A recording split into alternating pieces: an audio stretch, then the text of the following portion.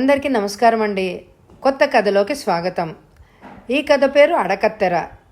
ఈ కథని రచించిన వారు విఎస్ రావు గారు. చదువుతున్నది దేవి.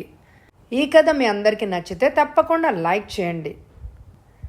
రాజారావు అలసటగా ఆవలిస్తూ రిస్ట్ వాచ్ చూసుకున్నాడు. 11:30 కావస్తోంది. 2 చేతులతో రెప్పల మీద అదుముతూ ఉండిపోయాడు. అర్ధరాత్రి కావస్తున్న అన్నం తినాలనిపించలేదు అతనికి. తనని భోజనానికి పిలిచే ధైర్యం లేని భార్య గురించి సానుభూతితో ఆలోచన చేస్తూ కళ్ళు తెరిచాడు అతను. ఎదురుగా బల్ల మీద మడతపెట్టిన న్యూస్ పేపర్లోంచి 22 మోహన్ అతని వైపు నవ్వుతూ చూస్తున్నాడు. ఆరోగ్యంగా కనిపిస్తున్న మొహం, రిమ్లెస్ అద్దాల వెనక నుంచి తీక్షణంగా చూస్తున్న కళ్ళు, కొద్దిగా విచ్చుకున్న పెదవులు. రాజారావు అప్రయత్నంగా పేపర్లో అచ్చైన కొడుకు ఫోటోని వేళ్లతో తడిమాడు. పేపర్లో గత వారం రోజులుగా మోహన్ ఫోటో, తన చిరునామా ముద్రించబడుతున్నాయి. కానీ ఫలితం కనిపించడం లేదు. రాజారావు నిట్టూరుస్తూ టెలిఫోన్ రిసీవర్ని అందుకున్నాడు. తనకి కావలసిన వ్యక్తి ఇంకా అక్కడ ఉండకపోవచ్చు, ఉన్నా విసుక్కోవచ్చు. అయినా తప్పదు. రాజారావు నంబర్ తిప్పాడు. ఎస్, అవతల కంఠం విసుగు దాచుకోకుండా అంది. కమిషనర్ గారు ఉన్నారా? రాజారావు ప్రశ్నించాడు. మీరెవరు? రాజారావు చెప్పాడతను. 2 క్షణాల తర్వాత కమిషనర్ గారి కంఠం అతని చెవుల్లో పలికింది. Sorry for the disturbance. Rajarao నొచ్చుకుంటూనే అన్నాడు. It's all right mister Rajarao, I'm sorry. ఏది తేలేదు. ఇవాళ 2 యాక్సిడెంట్లు, 2 హత్యలు జరిగాయి. ఆ విక్టిమ్స్లో మీ అబ్బాయి లేడు. పోలీస్ కమిషనర్ అన్నాడు. థ్యాంక్స్. ఏమనాలో తోచని రాజారావు యాంత్రికంగా అన్నాడు.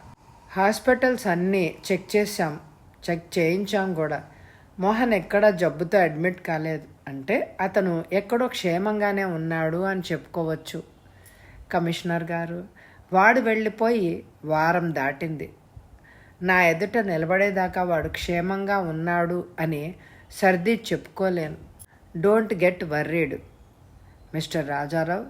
పారిపోయిన ప్రతి కొడుకు తిరిగొస్తాడు. ఎప్పుడు? రాజారావు అడ్డొస్తూ అడిగాడు. సారీ, మీ ప్రశ్నకు నేను జవాబు చెప్పే శక్తి నాలో లేదు. మా ప్రయత్నాలు మేము చేస్తున్నాం. ఏదైనా తెలిస్తే మీకు తెలియజేస్తాం. మీరు ఫోన్ చేయనక్కర్లేదు. పోలీస్ కమిషనర్ కంఠంలో విసుగు ధ్వనించింది. టెలిఫోన్ డిస్కనెక్ట్ చేయబడింది. తప్పిపోయిన వాళ్ళని పోలీసులు అంత తేలిగ్గా వెతికి పట్టుకోగలిగితే దేశంలో దొంగలు, అపరాధులు స్వేచ్ఛగా తిరిగేవారే కారు. విరక్తితో నవ్వుకుంటూ రాజారావు కుర్చీలోంచి లేవబోయాడు. టెలిఫోన్ మోత అతన్ని మళ్ళీ కుర్చీకి అతికిచ్చింది. హలో అన్నాడు అతను రిసీవర్ని చెవికి ఆనించుకుంటూ. రాజారావా? బొంగురు కంఠం వినిపించింది. ఎస్. మీరెవరు? ప్రశ్నించాడు రాజారావు. అపరిచితమైన కంఠం అది. రాజారావు, నీ కొడుకు తప్పిపోయాడు. అతని ఆచూకీ తెలియజేసిన వారికి తగిన పారితోషకం. ఎస్. అబ్బాయి ఎక్కడైనా ఉన్నాడా? మీరెవరు? రాజారావు ఆతృతతో అరిచాడు. లక్షాధికారైన తనని ఒక అపరిచితుడు ఏకవచనంతో సంబోధిస్తున్నాడు అన్న ఆలోచన కూడా అతనికి లేదు. అవతల నుంచి వెంటనే సమాధానం రాలేదు. రాజారావు గుండె వేగంగా కొట్టుకోసాగింది. తగిన పారితోషకం ఎంత? ఆ బొంగురు కంఠం ప్రశ్నించింది. 1116. రాజారావు ఠపీమన్ అన్నాడు. మీరెవరు? ఎక్కడి నుంచి మాట్లాడుతున్నారు? మోహన్ క్షేమంగా ఉన్నాడా? 1116 తగిన పారితోషకం కాదు. బొంగురు కంఠం నవ్వుతూనే అంది. అంటే నీ హోదాకు నీకు తగిన పారితోషికం కాదు. అబ్బాయి ఎక్కడున్నాడో చెప్పండి. మీకెంత కావాలో చెప్పండి. రాజారావు సహనం నశిస్తోంది. పోయాడనుకున్న కొడుకు దక్కాడు. అదే 10,000 అని. అయినా నువ్వు అనుకోవాలి. రాజారావు ప్రశ్నని వినిపించుకోనట్టుగా అంది బొంగురు కంఠం. కోపంతో అసహనంతో రాజారావు చేతులు వణుకడం ప్రారంభించాయి. అతి ప్రయత్నం మీద తమాయించుకున్నాడు అతను. All right, 10,000. అబ్బాయి ఎక్కడా? అవతలి కంఠం నవ్వింది. రాజారావు, మాట వరుసకాల అన్నాను. 10,000 సామెత మొత్తం. అది మనిద్దరిలో ఎవ్వరికీ తగిన పారితోషికమే కాదు. రాజారావు ఊపిరి బిగబట్టాడు. ఎవడి వ్యక్తి? ప్రాక్టికల్ జోకరా? మిస్టర్, ఎవరు నువ్వు? ఏమిటి సరసాలాడ్డం? రాజారావు ఏకవచనంతో గద్దించాడు. నేనెవరో నీకు తెలియాల్సిన అవసరమే లేదు, తెలిసే అవకాశం కూడా లేదు. నా అంచనా ప్రకారం పోయిన కొడుకు దక్కితే అదే 10 లక్షలని నువ్వు అనుకోవాలి. What is this? రాజారావు అడ్డొస్తూ కసిరాడు. నా దృష్టిలో 10 లక్షలు కూడా తక్కువ మొత్తమే. నీ కొడుకు ఆచూకీ కావాలంటే నువ్వు 5 లక్షలు మాత్రం పారితోషికంగా ఇవ్వాలి. బొంగురు కంఠం తాపీగా అంది. రాజారావు తన చెవుల్ని తానే నమ్మలేకుండా ఉన్నాడు. ఆశ్చర్యంతో అతని నోరు తెరుచుకుంటూ ఉండిపోయింది. ఎందుకో మొహం మీద చెమటలు కక్కుతున్నాయి. రాజారావు, వినపడిందా? ఆ బొంగురు కంఠం హెచ్చరించింది. Mister, be reasonable. అబ్బాయి ఆచూకీ చెప్పు. రీజనబుల్ పారితోషికం తీసుకో. రాజారావు తెప్పరిల్లి అన్నాడు. అలా అన్నావు బాగుంది. నిస్సందేహంగా నేను రీజనబుల్ మనిషినే. అందుకే 10 లక్షలు అడగకుండా 5కే తృప్తి పడిపోతున్నా. ఇది అన్యాయం, ఘోరం. రాజారావు బొబ్బలెట్టాడు.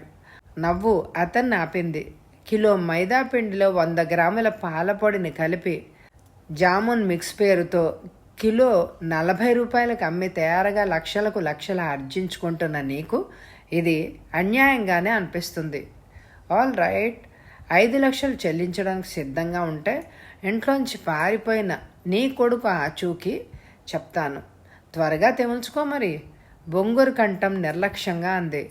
రాజారావు గుటకలు మింగాడు. అవతలి వ్యక్తి వరస అతనికి బొత్తిగా అర్థమే కావడం లేదు. ఆచూకీ చెప్పడానికి 5 లక్షలు. నువ్వెవసలు ఎవరో నాకు తెలియదు. నీ తత్వం నాకు అర్థం కావడం లేదు. నా కొడుకు ఆచూకీ నీకు తెలుసు అన్న గ్యారంటీ ఏమిటి? రాజారావు ప్రశ్నించాడు. బొంగురు కంఠం సగర్వంగా నవ్వింది. నా మాటల్ని నువ్వు నమ్మలేకపోవచ్చు. నీ సుపుత్రుడి మాటల్ని నమ్ముతావు కదా, విను అన్నాడతను. అప్రయత్నంగా రాజారావు చెవులు రిక్కించాడు. రిసీవర్ గుండా ఏవేవో చిన్న శబ్దాలు అతడి చెవిలోకి దూరుతున్నాయి. నాన్నా! మోహన్ కంఠం. రాజారావు ఉలిక్కిపడ్డాడు. ఊపిరి బిగబట్టి సర్వశక్తిని చెవిలోకి కేంద్రీకరించాడు. నాన్న, నేను ఇక్కడ. నన్ను చిన్న శబ్దం తడబడుతున్న మోహన్ కంఠాన్ని పూర్తిగా నొక్కేసింది. బాబు మోహన్! రాజారావు గాద్గదికమైన కంఠంతో అరిచాడు. రాజారావు, నీ కొడుకు కంఠాన్ని విన్నావు. ఇప్పుడు నా మాటల్ని నువ్వు చచ్చినట్టు నమ్మాలి. సో మిస్టర్, నువ్వెక్కడి నుంచి మాట్లాడుతున్నావు? త్వరగా చెప్పు. పారితోషికం. రాజారావు వణికే కంఠంతో అన్నాడు. తొందరపడుతున్నావు. నీ కొడుకు ఆచూకీ మాత్రమే నాకు తెలుసని అనుకోవద్దు. ఇంటి నుంచి నీ నుంచి పారిపోతున్న నీ సుపుత్రుణ్ణి వెతికి పట్టుకున్నాను. పంజరంలోంచి ఎగిరిపోతున్న చిలకని పట్టి మరొక గట్టి పంజరంలో బంధించాను. అడిగింది చెల్లిస్తే అతన్ని నీకు అప్పగిస్తాను. బొంగురు కంఠం నవ్వుతూ అంది. రాజారావు శరీరం ఒక్కసారి జలజరించింది. మిస్టర్, నువ్వు చేస్తున్న పనిని కిడ్నాప్ అంటారు. అది ఎంత నేరమో. నేను చేస్తున్న పనిని నీ ఇష్టం వచ్చిన పేరుతో పిలుచుకో. I don't care. నాకు కావాల్సింది ఇచ్చేయి, నీకు కావాల్సింది పుచ్చుకో. బొంగురు కంఠం నిర్లక్ష్యంగా అంది. ఇవ్వకపోతే? అప్రయత్నంగా రాజారావు గద్దించాడు. అవతలి కంఠం చిన్నగా నవ్వింది. అగ్గిపుల్ల గీసిన చప్పుడు చిన్నగా రాజారావుకి వినిపించింది. రాజారావు, మంచి ప్రశ్న అడిగావు. ఇవ్వకపోతే పేపర్లోని ప్రకటన జీవితాంతం కొనసాగుతూనే ఉంటుంది. ఆచూకీ కనుక్కోవడానికి నీ కొడుకు ఎవ్వరికీ కనిపించాడు. వాట్? రాజారావు బొంగురుగా అరిచాడు. వణుకుతున్న అతడి చెయ్యి రిసీవర్ని చెవికి అదిమి పెట్టుకుంది. మళ్ళీ చెప్పాలా? బొంగురు కంఠం ఎగతాళిగా అడిగింది. రాజారావు మౌనంగా ఉండిపోయాడు. ఇంట్లోంచి ఉడాయించిన తన ఏకైక పుత్రుడి ఆచూకీ ఈ విధంగా తెలుస్తుందని అతను ఊహించలేదు. అసలు మోహన్ ఇంట్లోంచి తనకు తానే వెళ్ళిపోయాడా? తనతో ఫోన్లో మాట్లాడుతున్న వ్యక్తి కిడ్నాప్ చేశాడా? ఇప్పుడు నాకంతా అర్థమవుతోంది. మావాణ్ణి నువ్వు కిడ్నాప్ చేశావు. రాజారావు ఆక్షేపణ, ఆగ్రహం కలిసిన కంఠంతో అన్నాడు. అవతల వ్యక్తి పక్కపక్క నవ్వాడు. రాజారావు, డబ్బున్న వాళ్ళంతా మూర్ఖులు అన్న నా నమ్మకాన్ని గట్టిపరుస్తున్నావు. మీ వాణ్ణి నేను కిడ్నాప్ చేసే ఉంటే ఎప్పుడో నీ దగ్గర పైకం వసూలు చేసి అతన్ని నీ దొడ్లోకి వదిలేసి ఉండేవాళ్ళని. కిడ్నాప్ చేసిన వ్యక్తిని 10 రోజుల పాటు భద్రంగా దాచి మేపుతూ రిస్క్ తీసుకునేంత తెలివి తక్కువ వాడిని కాదు నేను. ఆల్ రైట్, బాబుని తీసుకునిరా, పైకం పట్టుకెళ్ళు. ఇంతకీ నువ్వెవరు? అడకత్తెర. రాజారావు క్షణంలో నిర్ణయించుకొని అన్నాడు. రాజారావు, ఇంకా ఎదుగు. ఈ కబుర్లన్నీ మీ అమ్మమ్మకి చెప్పుకో. అవతల వ్యక్తి ఎగతాళిగా అన్నాడు. What do you mean? Rajarao హూంకరించాడు. గిత్తెను బందెల దొడ్డికి తోలుకొచ్చినట్టు నీ కొడుకుని నేను నీ ఇంటికి తోలుకురాను. 5 లక్షలు ఇస్తాను అంటే నువ్వు ఏం చేయాలో చెప్తాను. పారేస్తాను, చెప్పు. రాజారావు అడ్డొస్తూ అరిచాడు. Very good, very good. అసలు సంగతి చెప్పేలోగా మరికొన్ని విషయాలు నీ బుర్రలోకి ఎక్కించాలి. ఈ ఫోన్ కాల్ గురించి, 5 లక్షల గురించి నీ భార్యకు కూడా చెప్పకు. పోలీసుల్ని, ప్రైవేట్ ఇన్వెస్టిగేటర్స్ని సహాయం అడక్కు. ఈ విషయం నాతో తప్ప ఇంకెవ్వరితోనూ మాట్లాడకూడదు. అవన్నీ నాకు తెలుసు. కిడ్నాప్ చేసే ప్రతివాడు, బ్లాక్మెయిల్ చేసే ప్రతివాడు చెప్పే షరతులు ఇవే. అసలు సంగతి చెప్పు, అడ్డొస్తూ అన్నాడు రాజారావు. అవతల వ్యక్తి వెకిలిగా నవ్వాడు. పర్వాలేదు, తెలివైన వాడివే. నీకు ఇచ్చిన సూచనల్ని పాటిస్తున్నావు అన్న నమ్మకం కలగడానికి 24 గంటలు నిన్ను పరీక్షిస్తాను. డబ్బుని సూట్ కేసులో సర్దడం తప్ప మరొక పని నువ్వు చేయకూడదు. నాకు అనుమానం కలిగించే విధంగా నువ్వు ఏ పని చేసినా ఆ తర్వాత నా కంఠం వినిపించదు, నీ కొడుకు కనిపించడు. అర్థమైందా? నన్ను నువ్వు పరీక్షించక్కర్లేదు. అడిగింది గిరబాటేస్తాను. మావాడిని ఇచ్చేసి నీ దారి నువ్వు పో. Don't waste my time, don't waste another day అన్నాడు రాజారావు అరిచినట్టుగా. నో రాజారావు, నువ్వు కేవలం వినే పొజిషన్లో ఉన్నావు, చెప్పే పొజిషన్లో లేవు. నిజం చెప్పాలంటే నా అడకత్తెరలో ఇరుక్కున్నావు. అవతల వ్యక్తి చిన్నగా నవ్వాడు. రాజారావు చెవిలో సీసం కరిగించి పోసిన ఎఫెక్ట్ తెస్తోంది ఆ నవ్వు. మిస్టర్, నేను అనేది ఏమిటంటే, రాజారావుకు నచ్చచెప్పే ప్రయత్నం చేయబోయాడు అతను. అనడం కాదు, వినడమే నీ డ్యూటీ. ఆ వ్యక్తి కంఠం కటువుగా ధ్వనించింది. రాజారావు నిస్సహాయంగా నిట్టూర్చాడు. అప్రయత్నంగా పళ్ళు కొరుక్కున్నాడు. రేపు రాత్రి 12 గంటలకి ఫోన్ దగ్గర పద్మాసనం వేసుకొని కూర్చో, కంఠం హెచ్చరించింది. రాజారావు చెవిలో ఫోన్ క్లిక్కుమంది. రాజారావు చలనం లేకుండా విగ్రహంలాగా కూర్చుండిపోయాడు. తలుపు తెరిచిన చప్పుడు విని అతను ఉలిక్కిపడ్డాడు. ఏమిటండి, ఏదైనా తెలిసిందా? గుమ్మంలో నిలబడ్డ సులోచన ప్రశ్నించింది.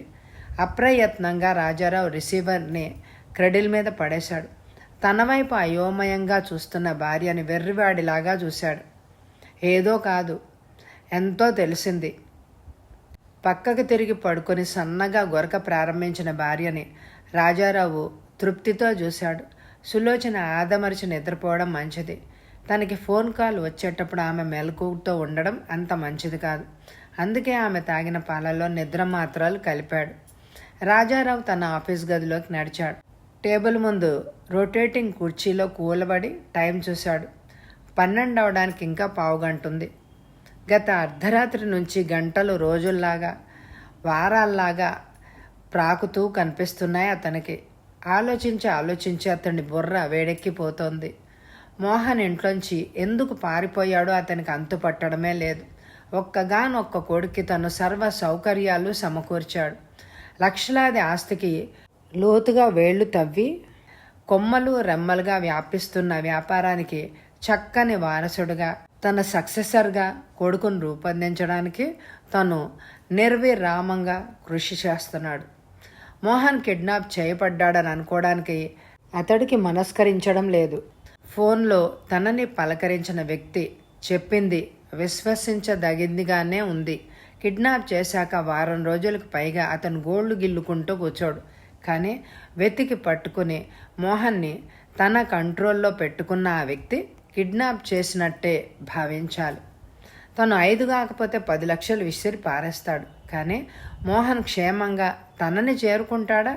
కిడ్నాపర్గా రూపొందిన ఆ ఆచూకీ కనుక్కున్న వ్యక్తి తనని కళ్ళారా చూసిన యువకుడిని ప్రాణాలతో వదిలిపెడతారా?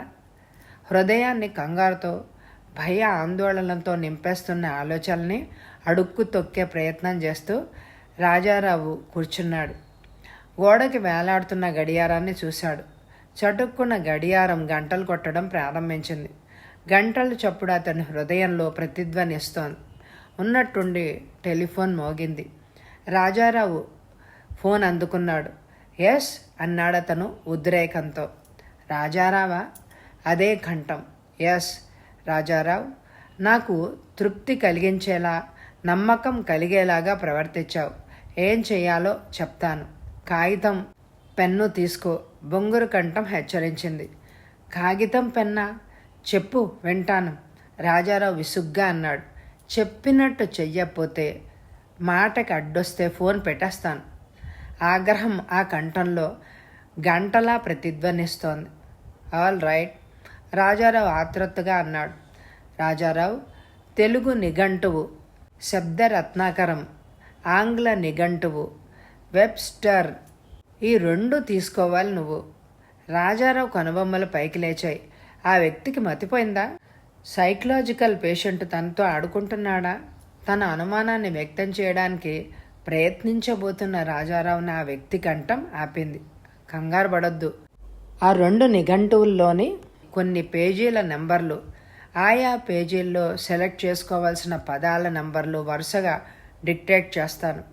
జాగ్రత్తగా రాసుకో. నిఘంటువుల సాయంతో పదాల్ని రాసుకో. తర్వాత ఏం చేయాలో నీకు నిఘంటువు చూసినంత సులభంగా అర్థమైపోతుంది. బొంగురు కంఠం చిన్నగా నవ్వింది. రాజారావుకి అంతా అయోమయంగా ఉంది. ఆ పదాలతో కథనం వద్దని, ఏడ్చేదేదో శుభ్రంగా ఏడవమని అనాలని అనిపించింది. తన కోరికని బలవంతంగా నిగ్రహించుకున్నాడు. ఆ 2 నిఘంటువులు నా దగ్గర లేవు అన్నాడు అతను చివరికి. లేకపోతే రేపు పొద్దుటే షాప్కి వెళ్ళి కొనుక్కో. డబ్బు ఖర్చు చేయడం ఇష్టం లేకపోతే లైబ్రరీకి వెళ్ళి దొంగిలించి తెచ్చుకో. బొంగురు కంఠం నిర్లక్ష్యంగా అంది. రాజారావు పళ్ళు కొరుక్కున్నాడు. తనని ఎగతాళి చేసి సూదితో గుచ్చినట్టు మాట్లాడడం అతనికి ఇష్టంగా ఉన్నట్టుంది. శాడిస్ట్ వెధవ. రాజారావు బరువుగా నిట్టూర్చాడు. All right, go on. Good, రాసుకో. శబ్దరత్నాకరం పూర్తిగా రాస్తూ కూర్చోవద్దు, టైం లేదు. సారా అని వెబ్స్టర్ అన్నప్పుడు వెబ్ అని రాసుకో చాలు. అర్థమైందా? రైట్. శబ్దరత్నాకరం పేజీ 32, పదం 4.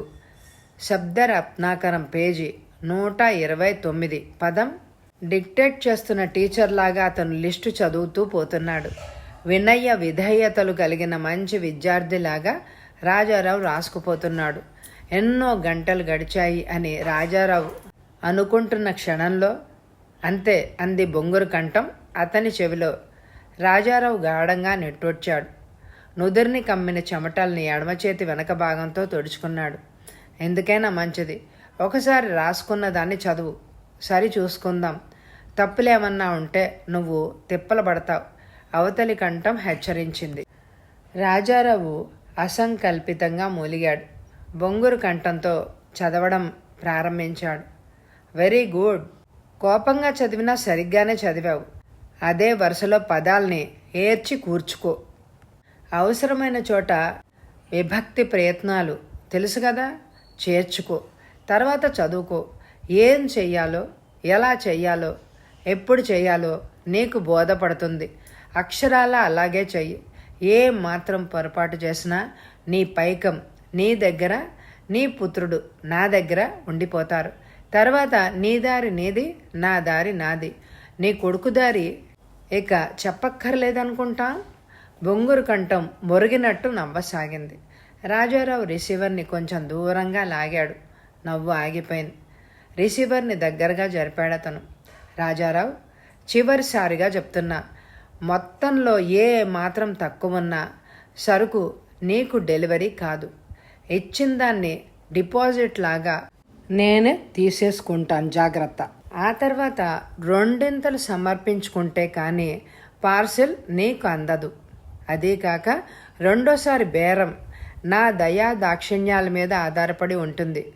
అమ్మకం క్యాన్సిల్ చేసి కుళ్ళిపోయిన సరుకుని సముద్రంలోకి గిరవటేసే నిర్ణయం కూడా నేను తీసుకోవచ్చు. అర్థమైందా? బొంగురు కంఠం ప్రశ్నించింది. అర్థమైంది. అనవసరంగా నన్ను కంగారు పెట్టాలని చూస్తున్నావు. 5 లక్షలో 1000 10,000 మిగుల్చుకుంటే నాకు ఒరిగేదేమీ లేదు. మూర్ఖులతో కూడా రాజారావు నిజాయితీగా ప్రవర్తిస్తాడు. రాజారావు రోషంగా అరిచాడు. Very good, keep it up. రహస్యంగా వ్యాపారం చేసే ఇద్దరు పార్ట్నర్స్ మధ్య జరిగే ఈ లావాదేవీ మనిద్దరి మధ్య జరుగుతోంది. దీన్ని మోస్ట్ కాన్ఫిడెన్షియల్గా ఉంచు. నోరు జారితే సరుకుతో నేను జారుకుంటాను. Good luck. బొంగురు కంఠం చిన్నగా నవ్వింది. ఫోన్ డిస్కనెక్ట్ చేయబడింది. రిసీవర్ని పెట్టేశాక రాజారావు బరువుగా నెట్టొచ్చాడు. కోపంతో అవమానంతో కందిపోయి జేవరించిన మొహాన్ని 2 చేతులతో రుద్దుకున్నాడు. రకరకాల అంకెలతో నిండిన పేపర్ని అయోమయంగా చూశాడు. పొద్దుటే 2 నిఘంటువులు తెప్పించి చూసేదాకా తనకి తల తోక తెలియదు. నిస్సహాయంగా తలని వెనక్కి వాల్చి అలసటగా కళ్ళు మూసుకున్నాడు రాజారావు. మొన్నాడు పొద్దున్నే డిక్షనరీలు తెప్పించాడు. తిరిగేసి అంకెల్ని అక్షరాలుగా మార్చడానికి పట్టిన గంటన్నర అతడికి తలనొప్పి తెచ్చిపెట్టింది. తలనొప్పిని నిర్లక్ష్యం చేస్తూ తను రాసిన పదాల్ని వరుసగా చదవసాగాడు. చదవడం పూర్తి చేశాక అతడి మొహం మీద ఆశ్చర్యం నాట్యం చేయసాగింది. అతను చెప్పింది నిజమే. విభక్తి ప్రత్యయాల్ని అక్కడా చేర్చాక తను సాల్వ్ చేసిన పదబంధం అరటిపండు వలిచినట్టే అర్థమవుతోంది. తర్వాత దాన్ని మరొకసారి చదవడం ప్రారంభించాడు. తను ఎప్పుడు ఎక్కడ ఎలా ముల్లె చెల్లించాల్సింది అందులో స్పష్టంగా ఉంది. చెల్లించాక ఏం చెయ్యాల్సింది కూడా ఉంది.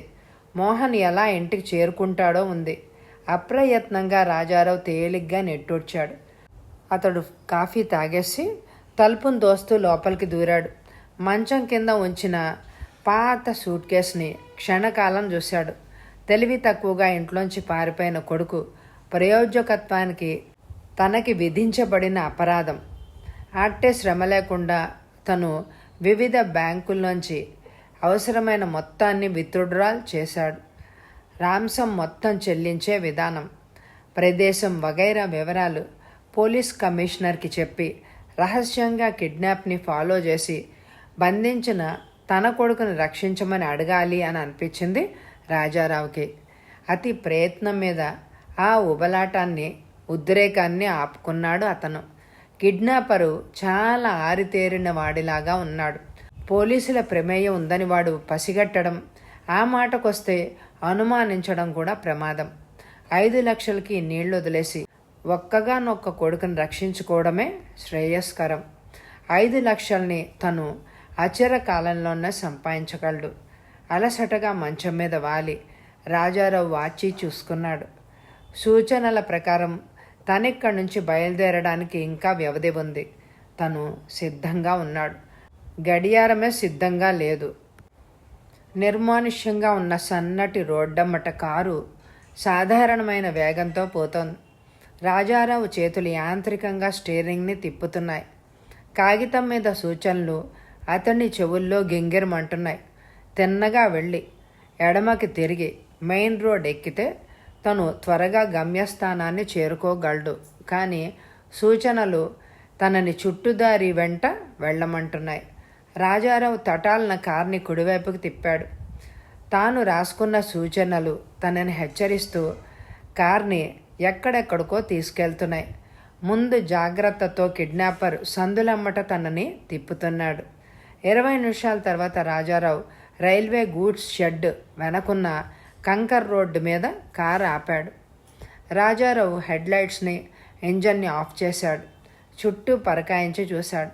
ఎడంవైపున గూడ్స్ షెడ్ గోడ పొడుగ్గా కనిపిస్తోంది.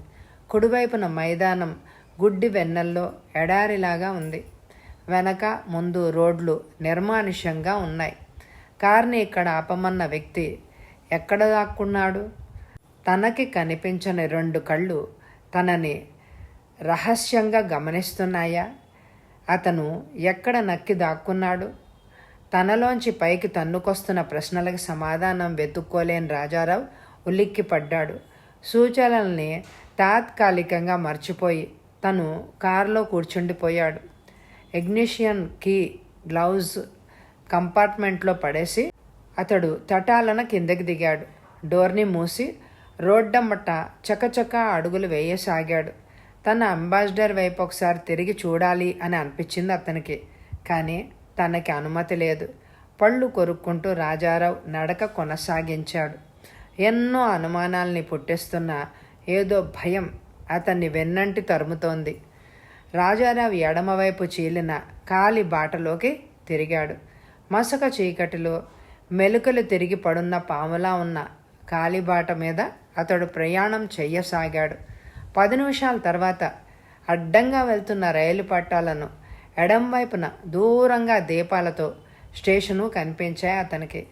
అర్ధరాత్రిలో శ్మశానంలోంచి ఊళ్ళోకి అడుగు పెడుతున్నంత తేలిగ్గా అనిపించింది అతనికి. రాజారావు పట్టాల్ని దాటి పక్కనే ఉన్న కాలిబాటమ్మట స్టేషన్ వైపుకు వేగంగా నడిచాడు. మరొక 10 నిమిషాల్లో తను అటువైపే వెళ్లే సబ్బర్బన్ ట్రైన్లోకి ఎక్కాలి. తన ఇంటికి 1/2 కిలోమీటర్ దూరంలో ఉన్న స్టేషన్లో దిగాలి. అక్కడి నుంచి కాలి నడకనే ఇంటికి చేరుకోవాలి. ఇంటికి చేరుకున్నాక ఎదురు చూడాలి. నిద్ర పట్టని రాజారావు కొడుకు కోసం ఎదురు చూశాడు. తెల్లవారే ముందు మేల్కొన్న భార్య వేసిన 1,00,000 యక్ష ప్రశ్నలకి సమాధానాలు చెప్పలేక సతమతమయ్యాడు. త్వరలో కొడుకు ఇంటికి రాబోతున్నాడని తనకెందుకో నమ్మకంగా అనిపిస్తోందని ఆమెని ఓదార్చాడు. కన్నీళ్లతో అతన్ని ఆశగా చూసి కాఫీ కాచి తెస్తానని సులోచన వంటగదిలోకి వెళ్ళింది. మేడ మీద కిటికీ ముందు నిలబడి కాఫీ తాగి చూస్తూ ఉన్నాడు. అప్పుడే అక్కడికి వచ్చిన సులోచన అతన్ని అదోలా చూసింది. రక్తంలో ముంచిన ఎర్రటి కళ్ళు, మాసిన గడ్డం, వాతావరణం చల్లగా ఉన్నా కూడా చెమటతో మెరుస్తున్న నుదురు, క్రితం రోజు వేసుకున్న దుస్తులు. ఇవాళ మీరెందుకో అదోలా ఉన్నారు? గెడ్డం గీసుకోండి, స్నానం చేసి హాయిగా పడుకోండి, రాత్రంతా మేల్కునే ఉన్నారు అందామె సానుభూతితో. రాజారావు ఆమెను మౌనంగా రెప్ప వేయకుండా చూశాడు. తను కంగారు పడకుండా ఉండడానికి ఆమె తన కంగారుని పైకి కనపడనీయడం లేదని అతడికి తెలుసు. తండ్రికి ఇంత చిత్తక్షోభ ఉన్నప్పుడు తల్లికి ఎలా ఉంటుంది? ఏమండి? రాజారావు తెప్పరిల్లి ప్రశ్నార్థకంగా చూశాడు. బాబు సంగతి ఏమైనా తెలిసిందా? సులోచన అతన్ని దీనంగా చూస్తూ అడిగింది. అతను తల అడ్డంగా ఆడించాడు. సులోచన అతని దగ్గరగా నడిచింది.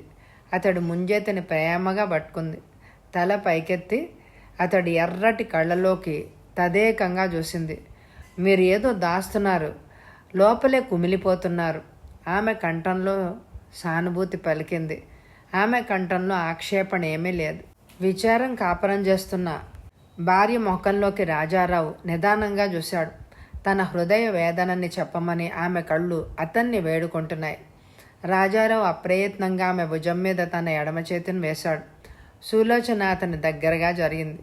ఆమె తల అతని ఛాతీ మీద వాలింది. 2 రోజులుగా జరిగిందంతా ఆమెకి ఎకరువు పెట్టి ఆ క్షణంలో తనలో మొక్కగా మొలిచి వృక్షంలా ఎదిగిపోతున్న అనుమానాల్ని, భయాల్ని ఆమెకి వివరించి హృదయ భారాన్ని తగ్గించుకోవాలి అని అనిపించింది అతనికి. కానీ ఆచూకీ చెప్పి అప్పగిస్తానన్న వ్యక్తికి, కిడ్నాపర్కి తను 5 లక్షలు చెల్లించాడని, వాగ్దానం ప్రకారం అతడు తన కొడుకును అప్పగించలేదని, అతడిచ్చిన గడువు 3 గంటల క్రితమే తీరిపోయిందని, కొడుకు ప్రాణాలతో తిరిగొస్తాడన్న నమ్మకం తనలో నశించిపోయిందని, ఆ అమాయకురాలైన భార్యకు కడుపుకోత అనుభవిస్తున్న తల్లికి చెప్పే ధైర్యం అతడికి లేకుండా పోయింది. ఏవండి, బాబు క్షేమంగా ఉన్నాడా? ఏదైనా తెలిసిందా? ఎందుకు అలా ఉన్నారు చెప్పండి. కొద్దిగా పైకెత్తి అతని మొహంలోకి చూడ్డానికి ప్రయత్నిస్తూ అంది సులోచన. రాజారావు నిట్టూర్చాడు. ఓదార్పుగా ఆమె తల నిమిరాడు. సులోచన, నా ఆశలన్నీ వాడి మీదే పెట్టుకున్నాను. ఆందోళనగా ఉంది అంతే అన్నాడతను సన్నటి కంఠంతో. తెల్లారగట్ట తిరిగొస్తాడన్న నమ్మకం ఉందంటూ నాకు ధైర్యం చెప్పారు. ఏడుపుని దిగమింగుతూ అందామె. రాజారావు మళ్ళీ నిట్టూర్చాడు. ఇలాంటి సందర్భాల్లో ధైర్యం, భయం ఒకదాన్నొకటి తరుముతూ ఉంటాయి. బలవంతంగా నవ్వుతూ అన్నాడు. సులోచన ఏదో చెప్పబోయింది. పక్క గదిలో ఫోన్ మోగుతోంది. రాజారావు ఆమెను వదిలి గదివైపు వేగంగా నడిచాడు. తన వెనకే తలుపుల్ని మూస్తూ రెండంగల్లో టేబుల్ దగ్గరికి వెళ్ళాడు. ఫోన్ ఎత్తి, ఎస్ సార్, నేను సుబ్బారావుని, డ్రైవర్ కంఠం. ఏంటి? రాజారావు కొంచెం చిరాగ్గా అన్నాడు. 6ంటికే మన ఇంటికి రావాలని బయలుదేరాను సార్. సందులోంచి నేతాజీ వీధిలోకి తిరిగాను. అక్కడ రోడ్డు పక్కన మన కారు ఆగుంది సార్. సమీపంలో ఎవరింటికో తమరు వెళ్ళుంటారని ఇంతసేపు కాచుకున్నాను సార్. 9 గంటలు దాటినా తమరు రాలేదు సార్. ఇగ్నిషన్ కీ కారులోనే ఉంది సార్. అనుమానం వేసి ఎదురింటి ఆయన్ని అడిగాను సార్. సుబ్బారావు, కారులో చూసావా? ఎవరు లేరా? రాజారావు ఆతృతగా అడిగాడు. చూశాను సార్, ఎవ్వరు లేరు సార్. కారుని తమరు ఎవరికైనా ఇచ్చారా? తెల్లవారుజాము ప్రాంతంలో కారు ఆగిన చప్పుడైందని, అప్పటి నుంచి ఇక్కడే ఉందని ఎదురింటాయని అన్నాడు సార్. సుబ్బరాజు కంఠంలో ఆశ్చర్యం స్పష్టంగా ధ్వనించింది. రాజారావు పెదవి కదపకుండానే ఉండిపోయాడు. ఎన్నో ఆలోచనలు అతడిలో శరవేగంగా సాగుతున్నాయి. సార్, కారుని తీసుకురమ్మంటారా? డ్రైవర్ కంఠం ప్రశ్నించింది. రాజారావు ఎదురుగా ఉన్న తెల్లటి గోడను చూస్తూ ఉండిపోయాడు. రాత్రి గూడ్స్ షెడ్ దగ్గర తను ఆపిన కార్ని ఎవరో నేతాజీ స్ట్రీట్లో వదిలేశారు. అతనే అయి ఉంటాడు. డోర్ మీద, సీటు మీద, స్టీరింగ్ మీద అతని వేలి ముద్రలు ఉండొచ్చు. వాటి ఆధారంతో పోలీసులు అతన్ని పట్టుకోగలుగుతారేమో. కానీ ఇప్పట్లో ఈ స్థితిలో తను పోలీసులతో అంతా చెప్పనూ లేడు. తను ఇంకా వేచి చూడాలి. సుబ్బరాజు, కార్ని తీసుకురా అన్నాడతను క్లుప్తంగా. సార్, డ్రైవర్ కంఠం తటపటాయించింది. తమరు కార్ని ఇంకెవరికైనా ఇచ్చారా? వెనక సీటు మీద పాత సూట్ కేసు ఉంది సార్, అందుకే అడుగుతున్నా. రాజారావు ఉలిక్కిపడ్డాడు. సూట్ కేసు ఇంకా కారులోనే ఉంది. కొంపదీసి అతను తీసుకోలేదా? ఎందుకు? ఆలోచనలకి స్వస్తి చెప్తూ అతను గొంతు సవరించుకున్నాడు. సుబ్బరాజు, ఇగ్నిషన్ కీని నిర్లక్ష్యంగా కారులో వదిలేసే వ్యక్తిని గురించి మనం ఆలోచించక్కర్లేదు. వెంటనే కార్ని తోలుకురా, అర్జెంట్ అంటూ అతను ఫోన్ని పడేశాడు. 10 నిమిషాల తర్వాత గేట్లోకి తిరుగుతున్న కారు శబ్దం విని గబగబా గ్యారేజీ వైపు అడుగులేశాడు రాజారావు. అతడు దగ్గరగా రాగానే సుబ్బరాజు కార్ని స్లో చేస్తూ చూశాడు. గ్యారేజీలో పెట్టమన్నట్టు రాజారావు అతడికి చేత్తో సైగ చేశాడు. కారు గ్యారేజీలోకి దూరింది. రాజారావు గ్యారేజీలోకి ప్రవేశించాడు. ఇంజన్ ఆఫ్ చేసి కిందకి దిగిన డ్రైవర్ని వాలుగా చూశాడు. 2 చేతులతో జుబ్బా జేబుల్ని తడుముకున్నాడు. మేడ మీద గదిలో టేబుల్ మీద నా సిగారు, లైటరు ఉన్నాయి, పట్రా అన్నాడతను. ఏదో చెప్పబోయిన డ్రైవర్ మనసు మార్చుకొని గబగబా వెళ్ళిపోయాడు. అతను కనుమరుగు కాగానే రాజారావు కారు దగ్గరగా నడిచి వెనక తలుపు తెరిచాడు. సీట్ మీద పడున్న సూట్ కేసుని అర్థం కానట్టు చూశాడు. సూట్ కేసు తను పెట్టిన మూలలోనే ఉంది. ముందుకు వంగి 2 చేతుల్లో లాక్స్ని రిలీజ్ చేసి సూట్ కేసు మూతని తెరిచాడు. ఆశ్చర్యంతో అతను నోరు తెరిచాడు. అతని కళ్ళు పెద్దవయ్యాయి. సూట్ కేసు ఖాళీగా ఉంది. రాజారావు కాసేపు స్తంభంలాగా నిలబడిపోయాడు. తటాలున ఏదో ఆలోచన తట్టి కారు వెనక వైపు నడిచాడు. అతని గుండె వేగంగా కొట్టుకుంటోంది. వణికే చేత్తో డిక్కీని తెరిచి ఆత్రంగా చూశాడు. డిక్కీ బోసిగానే ఉంది. నెట్టూడ్చాడు రాజారావు. మోహన్ ఆ సాయంత్రం వరకు కూడా రాలేదు. జుబ్బా జేబుల్లో 2 చేతులు దోపుకొని రాజారావు మొట్టమొదటిసారిగా బోన్లో ఇరుక్కున్న సింహంలాగా గదిలో పచార్లు చెయ్యసాగాడు. నిస్సహాయ స్థితిలో ఇరికించబడిన తను ముక్కుకి తాడు తగిలించబడిన ఎద్దులాగా అతను లాగమన్న చోటికి లాగమన్న విధంగా బండిని లాగాడు. ఆ చండాలుడు మాట తప్పాడు.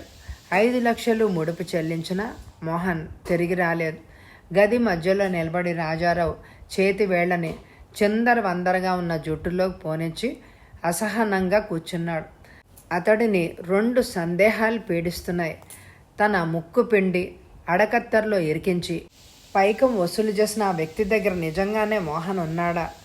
ఉత్తరోత్తర తనకి క్షేమం కాదన్న ఉద్దేశంతో అతను మోహన్ని శాశ్వతంగా మాయం చేసేశాడా? టేప్ చేయబడిన మోహన్ కంఠాన్ని తను విన్నాడు. అది ఖచ్చితంగా మోహన్ కంఠమే. అంటే మోహన్ అతని చేతికి చిక్కాడన్నది నిర్వివాదం. పని పూర్తయ్యాక ముఖ్య సాక్షి అయిన మోహన్ని వాడు హతమార్చి ఉండొచ్చన్న ఆలోచన రాజారావు హృదయాన్ని సలుపు పుట్టిస్తోంది. అన్నమాట తప్పి అమాయకుల్ని బలి తీసుకుంటున్న ఎవరో తెలియని ఆ వ్యక్తి మీద ఆగ్రహం రాజారావు రక్తంలో పరుగులు పెట్టడం ప్రారంభించింది. సకాలంలో పోలీసులు సహాయం తీసుకునుంటే ఈ పరిస్థితి వచ్చుండేది కాదేమో. ఆలోచించడం మాని రాజారావు పక్క గదిలోకి నడిచాడు. 5 నిమిషాల్లో సూటు బూటు ధరించి గదిలోంచి బయటికి నడిచాడు. డిటెక్టివ్ టెంపో నిలువుటద్దం ముందు నిలబడి నెక్ టై సరిచేసుకుంటున్నాడు. డార్క్ కలర్ సూట్లో ట్రిమ్గా అనిపిస్తున్నాడు. అతడు గదిలోంచి యువతలకి నడిచి తలుపు మూసి తాళం వేశాడు. వెనక్కి తిరిగి మెట్ల వైపు టీవీగా అడుగులేశాడు.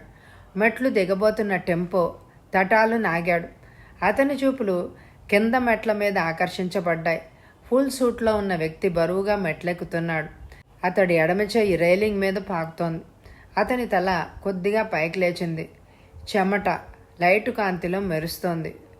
2 మెట్ల కింద ఆగిపోయి అతను టెంపో మొహంలోకి చూశాడు. మిస్టర్ టెంపో అన్నాడతను ఆయాసంతో కొద్దిగా ఒగరుస్తూ.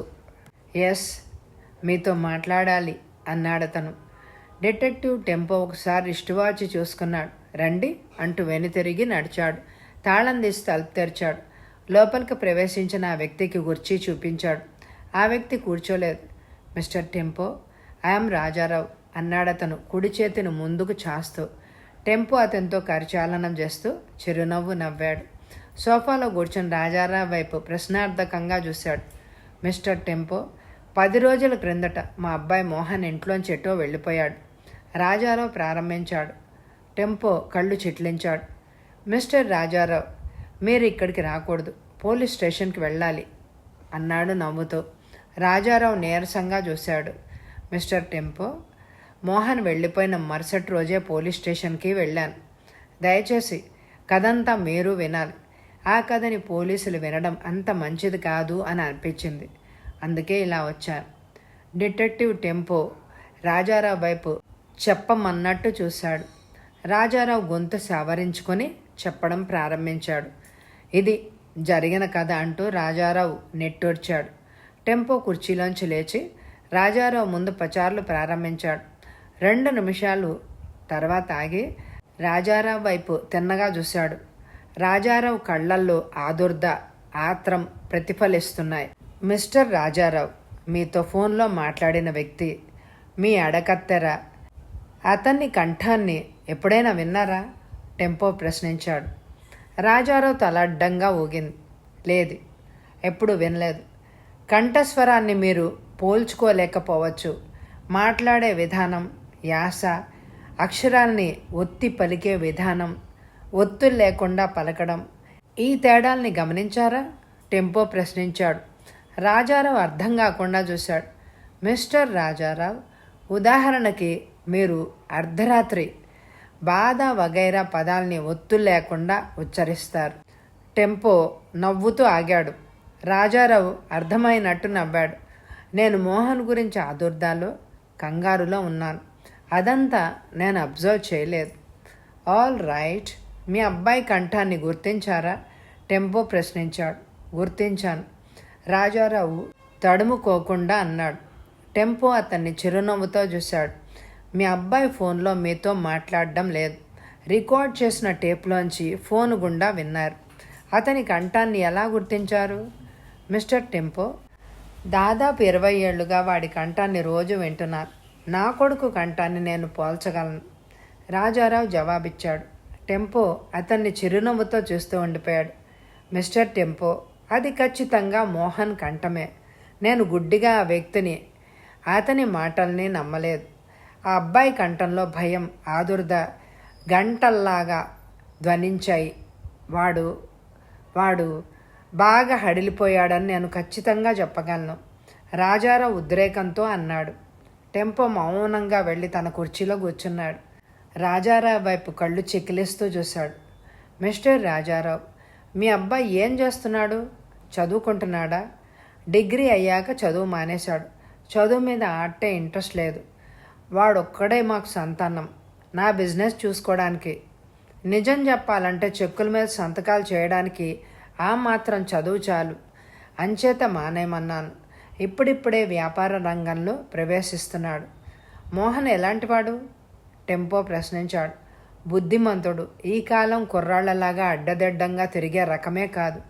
ఇంట్లోనూ ఆఫీస్లోనూ గడిపేవాడు. సాయంత్రం అలా షికారుకి వెళ్ళేవాడు. మిస్టర్ టెంపో వాణ్ణి చక్కటి సంస్కారంతో తగిన కట్టుదిట్టమైన వాతావరణంలో పెంచాను, రాజారావు సగర్వంగా అన్నాడు. మోహన్ ఎప్పుడైనా ఇలా ఎక్కడికైనా వెళ్ళి వారం 10 రోజుల తర్వాత తిరిగొచ్చాడా? అలా ఎప్పుడైనా జరిగిందా? రాజారావు తలని అటూ ఇటూ ఆడించాడు. నెవర్. మేనమామ ఇంటికెళ్ళి 4 రోజులు ఉండి రమ్మని వాళ్ళమ్మ మొత్తుకున్నా వినలేదు. మా ఇద్దరికి తెలియకుండా గడప దాటేవాడే కాదు. ఎప్పుడు నేనో వాళ్ళమ్మో వాడి కళ్ళకు కనిపిస్తూ ఉండాలి. స్నేహితులు? టెంపో ఏదో అడగబోయాడు. మిస్టర్ టెంపో, వాడికి ఎక్కువ మంది స్నేహితులు లేరు. 4-5 ఉన్నారు. వాళ్ళందరినీ అడిగి చూశాను. ఈ మధ్య వాడు వాళ్ళెవ్వరినీ కలుసుకోలేదు. రాజారావు అడ్డొస్తూ అన్నాడు. మిస్టర్ రాజారావు, మోహన్ మనుషులతో కలుపుగోలుగా ఉండేవాడు కాదా? టెంపో అడిగాడు. ఉండేవాడే, కానీ మనుషులు తోకలు పట్టుకొని తిరిగేవాడు కాదు, రాజారావు సగర్వంగా అన్నాడు. టెంపో టేబుల్కి ఆనుకొని నిలబడి క్షణకాలం కళ్ళు మూసుకున్నాడు. అతడి నుదురు మీద ఏర్పడ్డ గీతల్ని అయోమయంగా చూస్తూ కూర్చున్నాడు రాజారావు. డిటెక్టివ్ టెంపో తటాలను కళ్ళు తెరిచాడు. మిస్టర్ రాజారావు, చదువుకునే రోజుల్లో మోహన్కి దగ్గరైన మిత్రులు ఎవరూ లేరా? ఒకళ్ళిద్దరిని 1-2 సార్లు వాడు ఇంటికి తీసుకొచ్చాడు. వాళ్ళెవరో, వాళ్ళ పేర్లు అడ్రస్లు నాకు కావాలి, టెంపోస్ ఆలోచనగా అన్నాడు. వాళ్ళని అడుగు చూశాను, లాభం లేదు మిస్టర్ టెంపో. వాళ్ళ అడ్రస్లు నాకు కావాలి, టెంపో అడ్డొస్తూ అన్నాడు. ఇస్తాను, రాజారావు నెట్టొచ్చాడు. మిస్టర్ రాజారావు, మీ అడకత్తెర చాలా చాలా తెలివైన వాడిలాగా ఉన్నాడు. డిక్షనరీలోని పదాల్ని డిక్టేట్ చేసి అతను తన అతి తెలివిని ప్రదర్శించాడు. రాజారావు మాట్లాడకుండా చూశాడు. టెంపో అతన్ని తదేకంగా చూశాడు. అతి తెలివి మనిషిని అడుక్కి తొక్కేస్తుంది. రాజారావు మొహం నవ్వుతూ కనిపించింది. You are correct. వాణ్ణి వెతికి పట్టి అడుక్కి తొక్కడంలో మీరు నాకు సహాయం చేయండి అన్నాడతను ఆవేశంతో. టెంపో, మిస్టర్ రాజారావు, జరిగిన దాన్ని బట్టి మీ అబ్బాయి అతని దగ్గర లేడు అని అనిపిస్తోంది. వాట్? రాజారావు ఆశ్చర్యంతో అరిచాడు. రోజుల తరబడి పేపర్లో వచ్చిన మీ ప్రకటన చూశాడతను. మోహన్ని తను వెతికి బంధించినట్టు నాటకం ఆడుతూ మీ నుండి 5 లక్షలు గుంజుకొని ఉడాయించాడు. రాజారావు ఆదుర్దాగా చూశాడు. మిస్టర్ టెంపో, మోహన్ మాటల్ని వాడు టేప్ ద్వారా నాకు వినిపించాడు. అబ్బాయి వాడి హస్తాల్లో లేకుండా వాడు ఆ పని చేయలేడు కదా. టెంపో చిన్నగా నవ్వాడు. మీరు చెప్పిన దాన్ని బట్టి మోహన్ సాలిడ్గా మీతో ఏమీ మాట్లాడలేదు. నాన్న నేను నన్ను వగైరా పొడి పొడి అక్షరాల్ని మీరు విన్నారు. మిస్టర్ టెంపో, పొడి అక్షరాలైన వాటిని పలికింది మోహన్. నన్ను నమ్మండి, ఎవరో మాట్లాడితే ఏమరిపోయి 5 లక్షలు ముట్టజెప్పేంత మూర్ఖుణ్ణి కాదు నేను, రాజారావు ఉద్రేకంతో అన్నాడు. టెంపో అతని కళ్ళలోకి సూటిగా చూశాడు. అదృశ్యం అయిపోయిన మీ ఒక్కగానొక్క కొడుకు గురించి మీరు ఆదుర్దాలో ఉన్నారు. మీ శరీరంలోని ప్రతి అణువు మీ కొడుకు కోసం పరితపించిపోతోంది. అలాంటి సమయంలో టెలిఫోన్లో ఎవరో నాన్న అని పిలిస్తే అతనే మీ కొడుకు. రాజారావు దెబ్బతిన్నట్టే చూశాడు. మిస్టర్ టెంపో, ఐఎమ్ సారీ, నా మాటల్ని మీరు శంకిస్తున్నారు. ఆల్ రైట్, అది మా అబ్బాయి కంఠం కాదనే అనుకుందాం. అనవసరంగా ఆ అడకత్తెర గాడికి 5 లక్షలు చెల్లించాననే అనుకుందాం. అలాంటప్పుడు మోహన్ని, ఆ వ్యక్తిని ఇద్దరిని వెతికి పట్టుకోవాల్సిన బాధ్యత మీ మీద ఉంటుంది. టెంపో చిన్నగా నవ్వాడు. రెప్ప వేయకుండా రాజారావు కళ్ళల్లోకి చూశాడు. మిస్టర్ రాజారావు, మీరు చెప్పిన దాన్ని బట్టి మోహను గుళ్ళలో నత్తలా జీవించాడు అని అనిపిస్తోంది. బాగా గుర్తు చేసుకోండి. కాలేజీ రోజుల్లో మోహన్ స్పోర్టివ్గా ఉండేవాడా? రాజారావు అర్థం కానట్టే చూశాడు. అంటే స్పోర్ట్స్లో, గేమ్స్లో, ఇతర పోటీల్లో, నాటకాల్లో పాల్గొనేవాడా? క్రికెట్, హాకీ, ఫుట్బాల్ ఇవన్నీ ఇష్టమే, కానీ ఎవరైనా ఆడుతుంటే చూసి ఆనందించడం దాకే ఆ ఇష్టం పరిమితమై ఉండేది. రాజారావు జవాబిచ్చాడు. నాటకాలు అన్నాడు. రాజారావు కళ్ళు చిట్లించాడు. ఆలోచన అతని నుదురు మీద నాగేటి గీతలు గీస్తోంది. ఎప్పుడో ఓసారి తను నటించే నాటకం చూడ్డానికి రమ్మన్నట్టు గుర్తొస్తోంది. తీరిక లేక వెళ్ళలేదనుకుంటా. మిస్టర్ రాజారావు, మోహన్తో పరిచయం ఉన్న వ్యక్తులందరి అడ్రస్లు ఇచ్చి మీరు వెళ్ళిపోండి. చేయగలిగింది నేను చేస్తాను. టెంపో తన కుర్చీలో కూర్చుంటూ అన్నాడు. అడ్రస్లు రాసిన కాగితాన్ని డైరీలోంచి చింపి రాజారావు టెంపో ముందు టేబుల్ మీద పెట్టాడు. మిస్టర్ టెంపో, మీ ఫీజ్. రాజారావు ఆగాడు, కోట్ జేబులో చేయబడుతూ. దానికన్నా ముఖ్యమైన పని ఒకటి మీరు చేయాలి మిస్టర్ రాజారావు, టెంపో నవ్వుతూ అన్నాడు. రాజారావు ప్రశ్నార్థకంగా చూశాడు. టెంపో అతన్ని తదేకంగా చూశాడు. తిన్నగా పోలీస్ క్వార్టర్స్కి వెళ్ళండి. జరిగిందంతా కమిషనర్ గారికి విన్నవించండి. మిస్టర్ టెంపో, పోలీసుల దాకా వెళ్తే ఇదంతా బయటికి పొక్కుతుంది. నా పరువు పోతుంది. ముఖ్యంగా అసలు వ్యక్తి అయిపు లేకుండా పోతాడు. మోహన్కి ఏదైనా అపాయం జరగవచ్చు. పైగా కమిషనర్ నా మిత్రుడు. ఆయన నన్ను అపార్థం చేసుకుంటాడు. రాజారావు అనుమానిస్తూ అన్నాడు.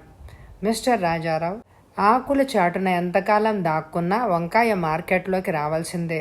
జరిగిన నేరాలు పోలీసులకి సకాలంలో తెలియజేసి తీరాలి.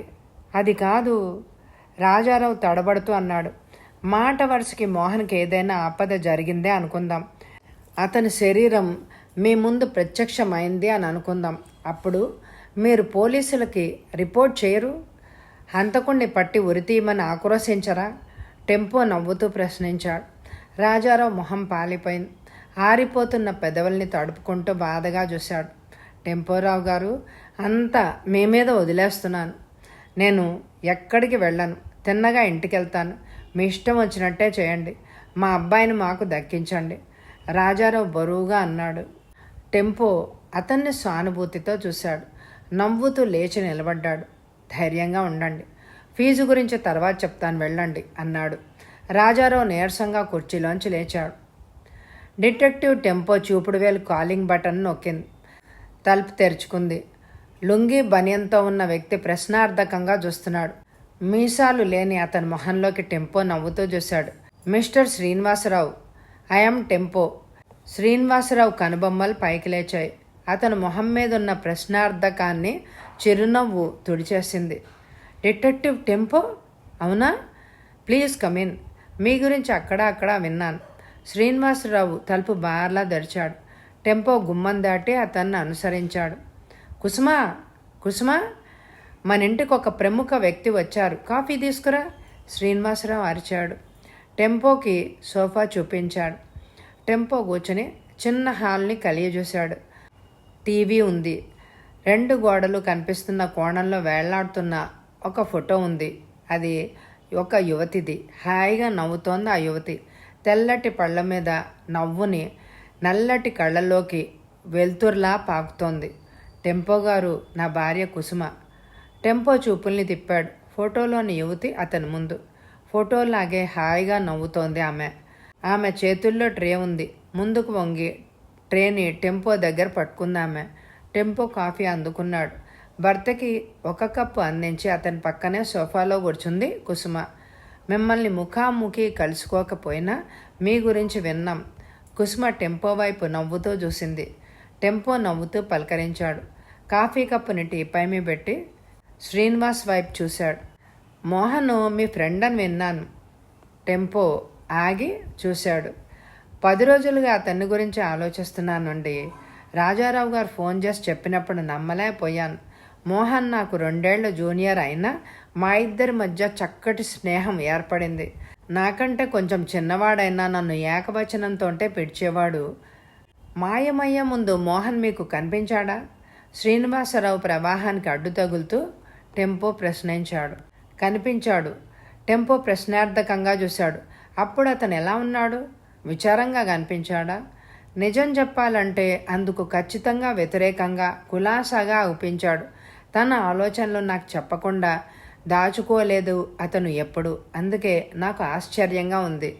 మిస్టర్ శ్రీనివాసరావు, మోహన్ బుద్ధిపూర్వకంగా ఎక్కడికైనా వెళ్ళిపోయి ఉంటాడా?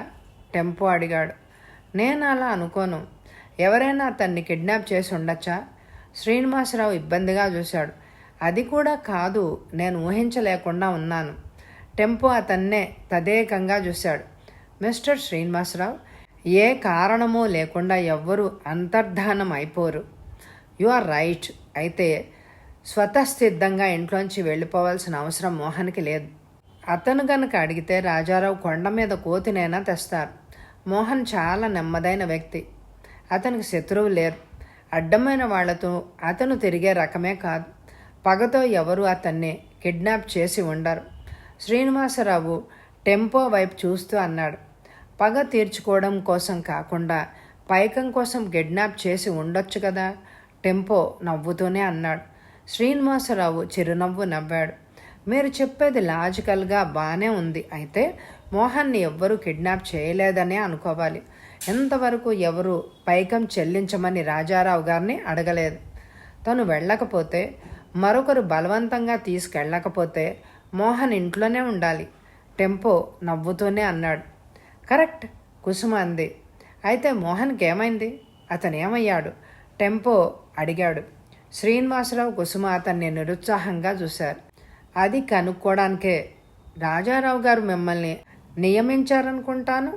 శ్రీనివాసరావు మెల్లగా అన్నాడు. టెంపో తలాడించాడు. ఆ ప్రయత్నంలోనే నేను మీ దగ్గరకు వచ్చాను. మిస్టర్ శ్రీనివాసరావు, దూరంగా ఎక్కడైనా మోహన్కి దగ్గరగా మిత్రులు ఎవరైనా ఉన్నారా? నుదురు చిట్లిస్తూ శ్రీనివాసరావు తల అడ్డంగా తిప్పాడు. నాకు తెలిసినంత వరకు లేరు.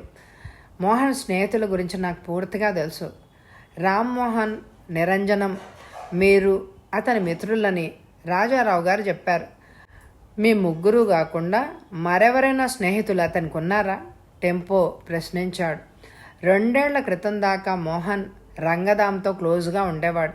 ఈ మధ్య ఇద్దరూ కలిసి నాకు కనిపించలేదు. 1-2 సార్లు అడిగాను. రంగదాం బిజీగా ఉన్నాను అన్నాడు మోహన్. శ్రీనివాసరావు జవాబిచ్చాడు. రంగదాం ఎక్కడుంటాడు? టెంపో ప్రశ్నించాడు. 141 బోన్ రోడ్డు, గాంధీనగర్.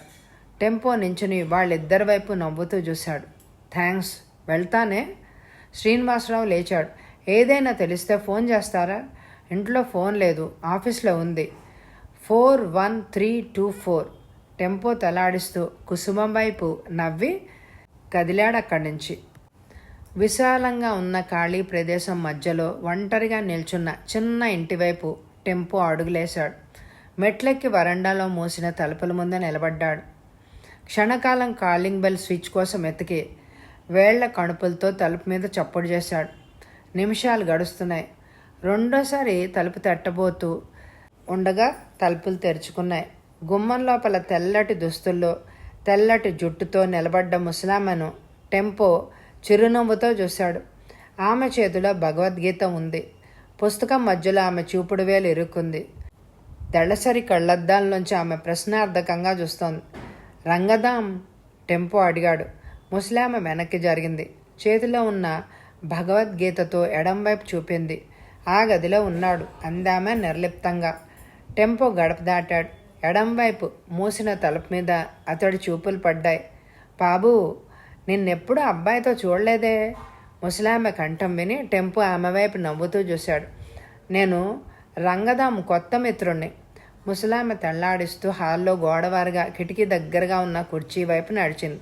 టెంపో మూసిన గది దగ్గరికి చేరుకున్నాడు. తలుపు తట్టాడు. ఎవరు? బొంగురు కంఠం విసుగ్గా లోపల నుంచి అడిగింది. నేనే, టెంపో బిగ్గరగా అన్నాడు. క్షణకాలం నిశ్శబ్దం. తలుపు తెరిచే ఉంది. బొంగురు కంఠంలో చిరాకు స్పష్టంగా ధ్వనించింది. టెంపో లోపలికి దూరి తలుపుని యథాప్రకారం మూసేశాడు. అతని దృష్టి గది మధ్యలో ఉన్న ఆకారం మీద కేంద్రీకరింపబడింది. కండలు తిరిగిన శరీరం, పొట్టిగా కత్తిరించిన క్రాఫ్, గుబురుగా ఉన్న కనుబొమ్మల కింద తళతళామంటున్న ఏనుగు కళ్ళు, బిగించిన పిడికిలి. అతడి ఒంటి మీద ఎర్రటి లంగోటి తప్ప వేరే దుస్తులేవు. నూనె పట్టించినట్టు అతడి శరీరం మెరుస్తోంది. దగ్గరగా మడవలాంచి ఉన్న అతని పాదాల చుట్టూ చెమట చిన్న మడుగు కట్టింది. రంగదాం వ్యాయామానికి తను భంగం కలిగించినట్టు టెంపో తెలుసుకున్నాడు. బూల్ ఫైటర్ లాగా టెంపోని చూస్తున్నాడు. రంగదాం. నేనే అంటే ఎవరో అనుకున్నా. Who are you? రంగదాం ఆక్షేపణగానే అడిగాడు. మిస్టర్ రంగదాం. ఎవరనుకున్నావు? టెంపో ప్రశ్నించాడు. రంగదాం ఏనుక్కళ్ళు టెంపోని ఎగాదిగా చూశాయి. నువ్వనుకోలేదు. టెంపో చిన్నగా నవ్వాడు. రంగదాం, ఐఆమ్ డిటెక్టివ్ టెంపో. రంగదాం మొహానికి అతికించిన ఏదో పొరని ఎవరో ఒలి చేసినట్టయింది. అతడి కళ్ళల్లో ఇందాకటి భావం మారిపోయింది. సారీ, ఏకవచనం ప్రయోగించాను అంటూ రంగదాం గోడకున్న మేకుకు వేలాడుతున్న టర్కీ తువ్వాల్ని అందుకొని భుజాల చుట్టూ కప్పుకున్నాడు. టెంపో వైపు చూశాడు. రబ్బర్లా అతని మొహం మీద చిరునవ్వు కనిపించింది. టెంపో గారు, ఇలా వచ్చారు? నీతో కొంచెం మాట్లాడాలి, టెంపో నవ్వుతూనే అన్నాడు. రంగదాం గోడవారుగా ఉన్న కుర్చీని చూపించాడు. టెంపో కుర్చీ వైపు అడుగులేశాడు. కుర్చీ పైనున్న గోడకి కొందరు యోధుల ఫోటోలు ఉన్నాయి. కూర్చోండి మీరు కూడా అన్నాడు టెంపో. నేను కూర్చోను, మీరు చెప్పండి అన్నాడు అతను. రంగదాం, మోహను ఈ మధ్య మీకు కనిపించాడా? టెంపో ప్రశ్నించాడు. రంగదాం ఏనుగు కళ్ళని చిట్లించాడు. ఈ మధ్య కాదు, ఆ మధ్య నుంచి కూడా అతను నాకు కనిపించలేదు. టెంపో కనుబొమ్మలు అతని నుదుర్ని పైకి తోస్తూ లేచాయి. అతను నువ్వు స్నేహితులని విన్నాను. కాలేజీ స్నేహాలు కాలం గడిచే కొద్దీ పలచబడతాయి. రంగదాం నవ్వే ప్రయత్నం చేస్తూ అన్నాడు. మోహన్ గురించి తను ఎందుకు అడుగుతున్నాడో కనుక్కోవడానికి ప్రయత్నించిన రంగదాం ప్రవర్తన టెంపోకి ఆశ్చర్యాన్ని కలిగించింది. రంగదాం, నువ్వు న్యూస్ పేపర్ చదువుతావా? టెంపో ప్రశ్నించాడు. ఏనుగు కళ్ళు అతన్ని అదోలా చూశాయి. పత్రికలు, నవలలు చదువుతోను. I hate newspapers. Tempo ఆశ్చర్యంగా చూశాడు. మోహన్ కనిపించడం లేదు అన్నాడు మెల్లిగా. రంగదాం కళ్ళు కొంచెం పెద్దవయ్యాయి. పెదవుల చివరలు అదో రకంగా కదిలాయి. ఐసీ అన్నాడతను అరచేత్తో మెడను రుద్దుకుంటూ. వారం రోజుల పాటు పేపర్లో అతని అంతర్ధానం గురించి ప్రకటన వచ్చింది. టెంపో రంగదాం వైపు చూస్తూ ఆగాడు. ఐసీ, అందుకే నేను న్యూస్ పేపర్లు చదవను. లోకంలోని చావు కబుర్లన్నీ ఉంటాయి. I hate such things. Rangadam పొట్టిగా ఉన్న కరాఫను రుద్దుకుంటూ అన్నాడు. మోహన్ అంటే రంగదాముకు అంతగా అభిమానం లేదని అతనికి అర్థమవుతోంది. అతను మోహం మిత్రుడంటూ తనకి ఇన్ఫర్మేషన్ అందింది. మిస్టర్ టెంపో, అతడు ఇంట్లోంచి పారిపోయాడా? రంగదాం ప్రశ్న టెంపో ఆలోచనల్ని తుంచేసింది. అలా అనుకోవాల్సిందే. టెంపో నవ్వాడు. ప్రతిమను కలుసుకున్నారా? రంగదాం ప్రశ్నించాడు. ప్రతిమ? టెంపో ప్రశ్నార్థకంగా చూశాడు. ప్రతిమ ఎవరు? రంగదాం చూపుల్ని తిప్పి టెంపో పైన గోడకి వేలాడుతున్న తన ఆదర్శ పురుషుల్ని చూడడం ప్రారంభించాడు. ప్రతిమ నా అతని స్నేహితురాలు అన్నాడతను అస్పష్టంగా. ప్రతిమ ఎవరో ఆమె ప్రసక్తి తీసుకువచ్చినందుకు అతను విచారిస్తున్నాడని అతని వాలకం, కంఠం చెప్తున్నాయి. రంగదాం, నీకు తెలిసిందంతా చెప్పు. మోహన్ ప్రమాదంలో ఇరుక్కున్నాడనిపిస్తోంది. అతన్ని రక్షించాలి. టెంపో అతని మొహంలోకి చూస్తూ అన్నాడు. రంగదాం చూపుల్ని టెంపో వైపు తిప్పి వెటకారంగా నవ్వాడు. ప్రమాదంలో కాదు, ప్రణయంలో ఇరుక్కుని ఉంటాడు. టెంపో ఆశ్చర్యంగా చూశాడు. You mean? మిస్టర్ టెంపో, ప్రతిమని అతను ప్రేమిస్తున్నాడు. అట్లీస్ట్ ప్రేమిస్తున్నట్టు ఆమెను నమ్మిస్తున్నాడు. టెంపో వైపు తదేకంగా చూస్తూ అన్నాడు. రంగదాం వైపు చూస్తూ టెంపో ఆలోచిస్తున్నాడు. అతని వాలకం టెంపోకి ఎంతో చెప్తోంది.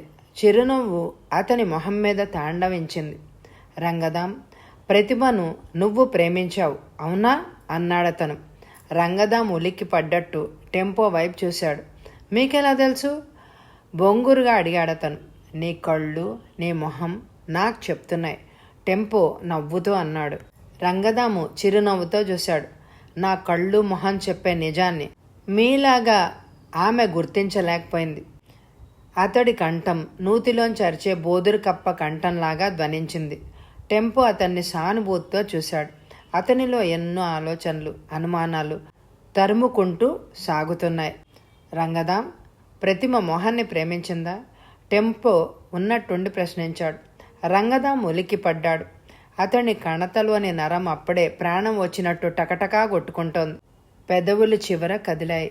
అతడి కళ్ళల్లో ఏదో తళుక్కున మెరిసింది. అతను తదేకంగా క్షణంసేపు టెంపోనే చూశాడు. మిస్టర్ టెంపో, అదంతా గతం. తిన్న తిండిని వాంతి చేసుకోవడం నాకు ఇష్టం లేదు. టెంపో అవునన్నట్టు తలాడించాడు. రంగదాం, నువ్వు అందంగా ఆరోగ్యంగా ఉన్నావు. కండలు తిరిగిన శరీరం నీది. ప్రతిమని మోహన్కెందుకు వదిలేశావు? రంగదాం పిడికెళ్ళు బిగుసుకున్నాయి.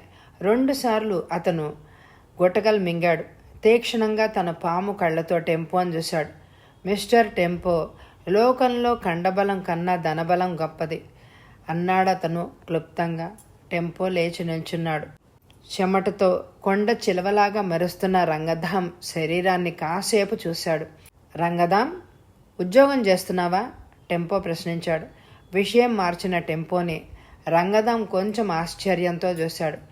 ఉద్యోగం దొరికే ఉంటే ఈ వ్యాయామం చేస్తూ కూర్చోని అన్నాడతను నవ్వుతూ. అయితే? టెంపో అర్థవంతంగా ఆగాడు.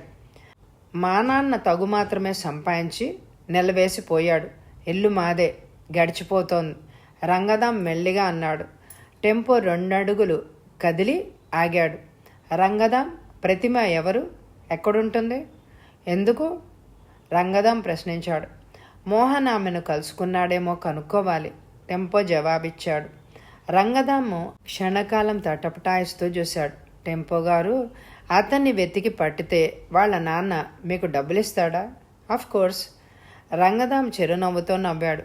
ప్రయత్నం చేసినందుకు ఎంతో కొంత గుంజుకొని విశ్రాంతి తీసుకోండి. అతను అందరూ అనుకునేంత అమాయకుడేం కాదు. ఊరూరు తిరిగి తిరిగి ఉన్నదంతా తగిలేసి భద్రంగా తిరిగొస్తాడు. టెంపో అతన్ని ఆశ్చర్యంగా చూశాడు. రంగదాం పాము కళ్ళు ఎండలో అద్దం బెళ్లలాగా మెరుస్తున్నాయి. టెంపో చిన్నగా నవ్వాడు. ఈ కథ ముగింపు ఇంకో పార్ట్లో విందామా మరి? ఇంతకీ ఆ మోహన్ని కనిపెట్టగలుగుతాడా టెంపో? ఈ కథ మొత్తం 84 పేజెస్. ఈరోజు నేను 42 పేజెస్ చదివాను. ముగింపు తర్వాయి భాగంలో. Thank you very much my dear friends.